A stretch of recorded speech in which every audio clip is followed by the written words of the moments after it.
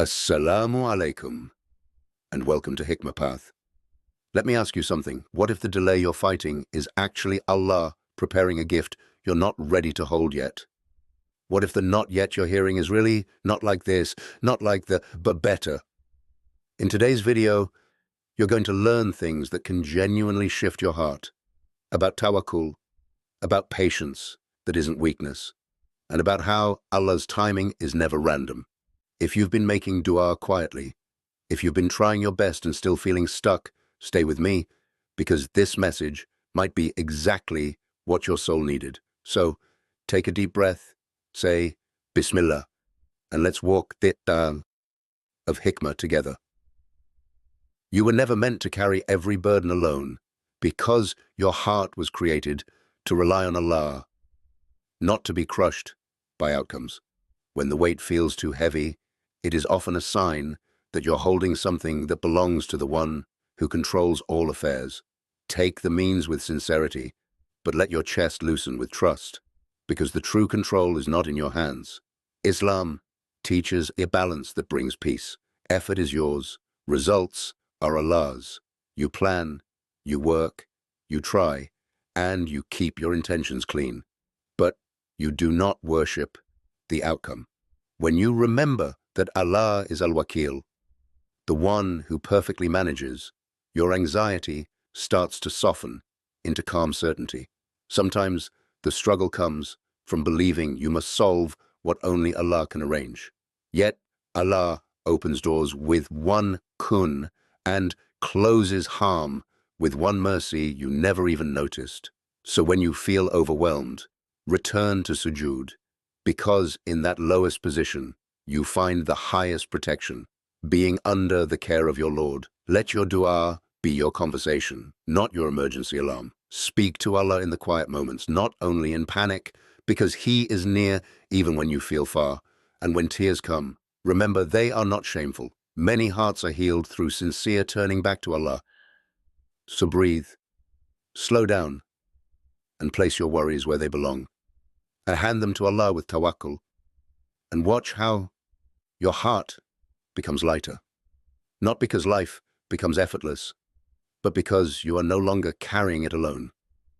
The believer's strength is not in controlling everything, but in trusting the one who controls all things.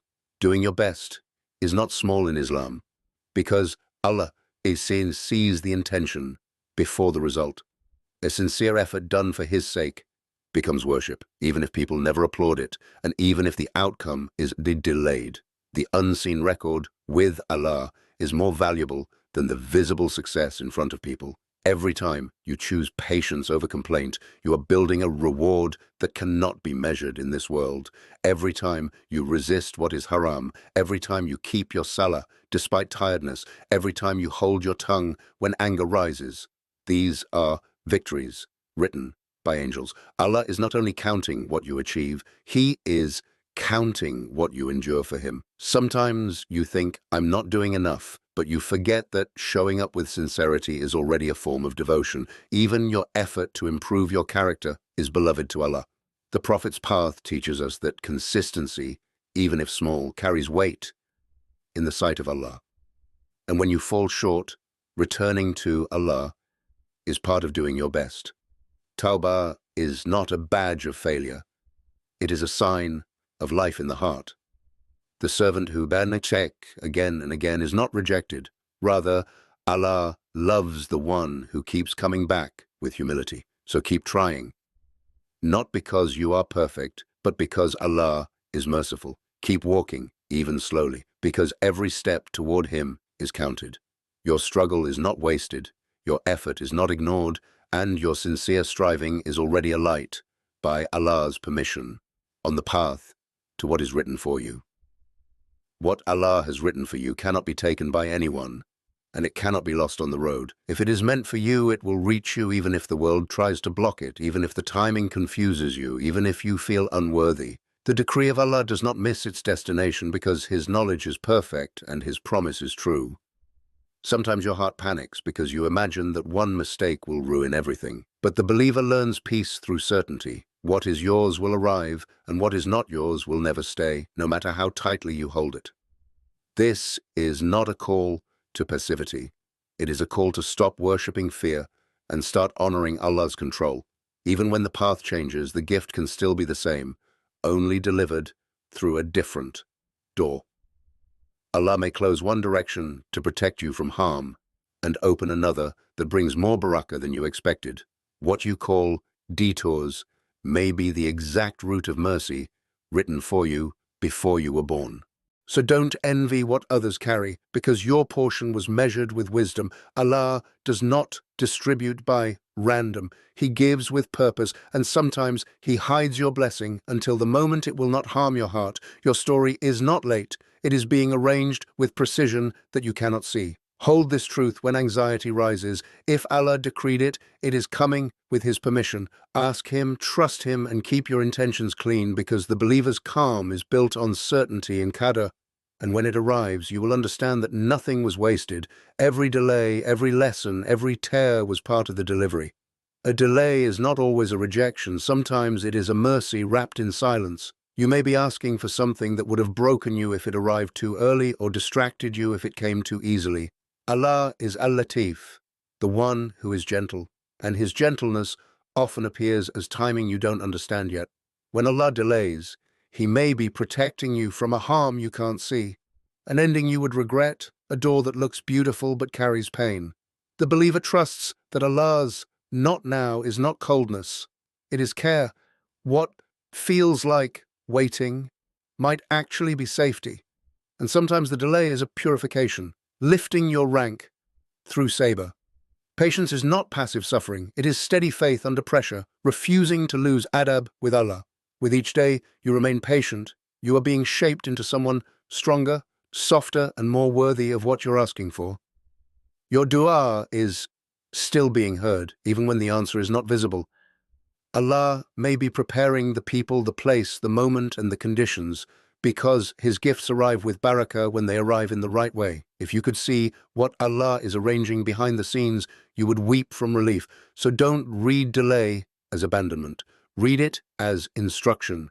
Keep trusting, keep returning, keep doing what is halal, and keep your heart attached to Allah. Because when His timing arrives, it comes with a sweetness that makes you forget the heaviness of the weight, and you realize the delay was never denial, it was mercy.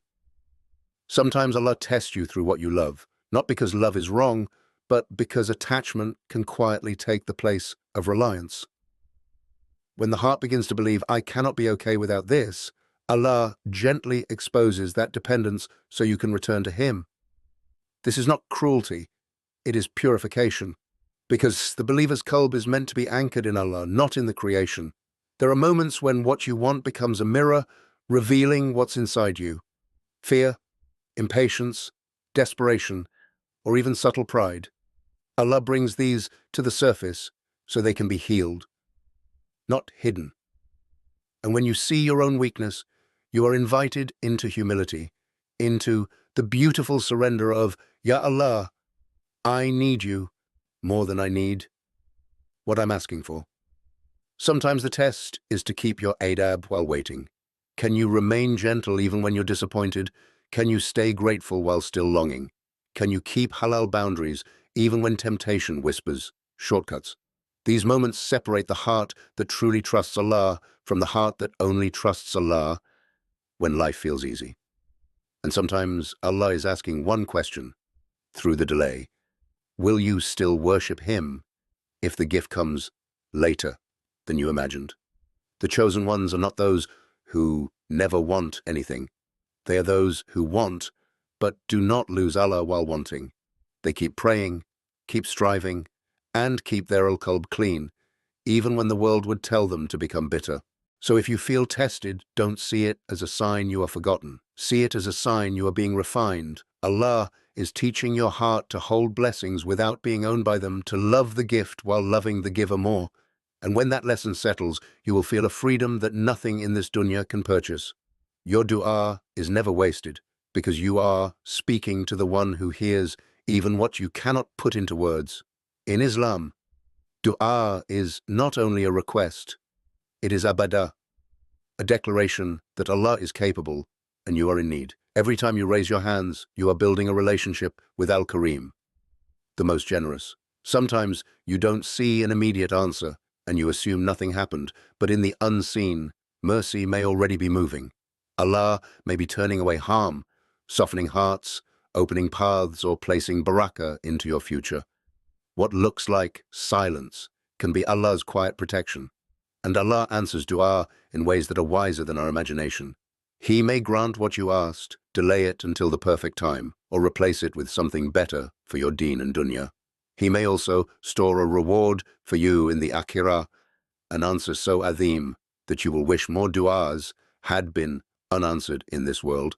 Even when the answer is later, your du'a has already elevated you. It keeps you close to Allah, keeps your hope alive, and protects your heart from arrogance. Du'a teaches you that you are not self-sufficient, and that lesson itself is a gift, because reliance on Allah is the doorway to peace. So keep making du'a with certainty and good expectations of Allah. Ask with humility and trust His wisdom with calm, because the believer does not measure du'a only by what appears in the hand, but by what it builds in the heart. And what Allah builds in the heart lasts longer than anything the dunya can give. There is a moment when the heart stops wrestling the decree and finally rests in it, not because you no longer care, but because you realize that anxiety was never a form of effort. It was a form of fear. When you release the grip, you make space for sakina, and that calm is often the first sign that Allah is bringing you closer to what is best.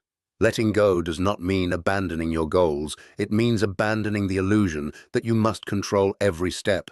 You still take halal means, you still work, you still make du'a, but you stop chasing with desperation.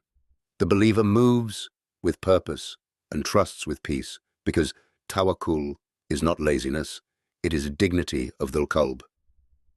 Sometimes Allah gives after you surrender, because surrender is the doorway to sincerity.